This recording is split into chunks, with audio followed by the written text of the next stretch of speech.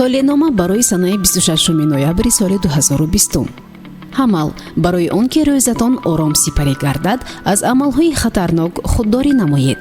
агар шахси дӯстдоштаатон аз пештара камтар нисбататон таваҷҷӯҳ намояд, рӯҳафтода нашавед.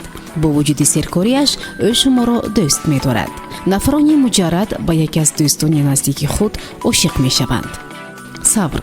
дар ин рӯз муваффақияти шумо муваққатӣ аст.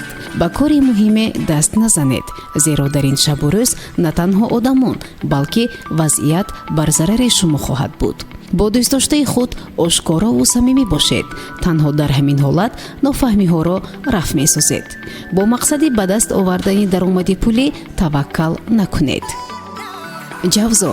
рӯзи серташвиш аст. бисёр чизҳоро ба дил наздик қабул мекунед.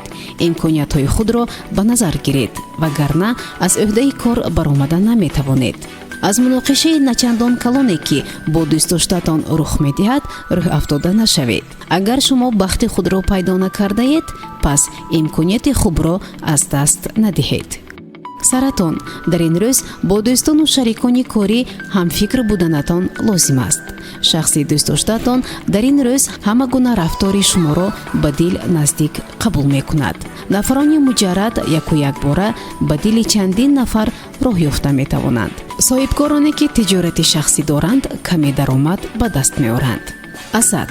дуруштмуомилагӣ на танҳо боиси ранҷиши атрофиён, балки ба корҳоятон низ зарар мерасонад. эҳсоси нобовариро аз худ дур созед.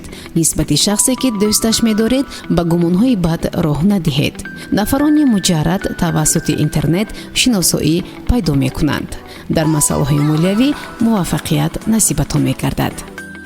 сунбула.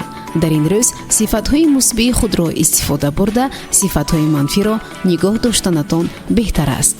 аз гуфтори дурушт худдорӣ намоед, вагарна дӯстдоштаи худро меранҷонед.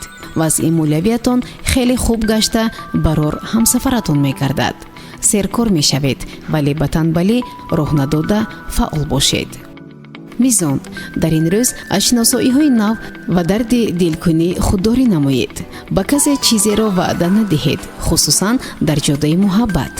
нафарони муҷаррад ба тақдир тан дода бурд мекунанд.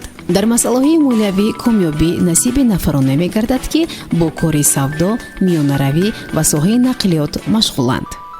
ақраб. дар ин рӯз аз корҳои вазнин ва сафари роҳи дур худдорӣ намоед. бо нафароне ки ба шумо писанд нестанд робита накунед. бо онҳое ки сирру асрори шуморо фош месозанд, робитаи зич карданро маслиҳат намедиҳем. нафароне ки алҳол муҷаррад ҳастанд, аз ишқбозии беҳуда худдорӣ карданашон лозим аст. қавс. ба нофаҳмиҳои оилавӣ роҳ надиҳед, вагарна танҳо бо дурандешӣ вазъиятро ислоҳ кардан имконпазир мегардад. ба касе чизе ваъда надиҳед, наранҷонед, ба иззати нафси касе ҳам нарасед. нафарони муҷаррад чӣ будани ишқ аз нигоҳи аввалро эҳсос мекунанд. эҳтимол муҳаббати зуд пайдо шуда ба зудӣ хомӯш мегардад. ҷаддӣ. монеаҳоро моҳирона паси сар мекунед. беҳуда ташвиш накашед. нафаре ки бо шумо ногап буд, кӯшиши оштӣ шуданро мекунад.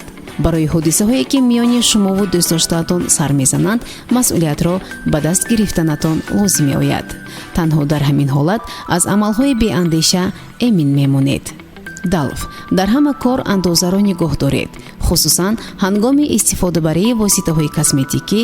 инчунин ҳангоми машғул шудан бо варзиш аз ҳад нагузаронед.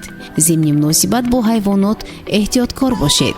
дар ин рӯз нақши миёнаравро хеле хуб бозида, робитаҳои кориро вусъат бахшида метавонед. ҳуд. дар ин рӯз ба муноқишаву низоъ роҳ надиҳед. муносибати хуб бо шарикони корӣ на танҳо боиси пешравӣ, балки болидароҳӣ мегардад. рашку рақобат бар зарари худатон мегардад. нафарони муҷаррад набояд ба шахсе ки нисбаташ боварӣ надоранд муҳаббат варзанд. манбаъҳои нави даромадро пайдо мекунед.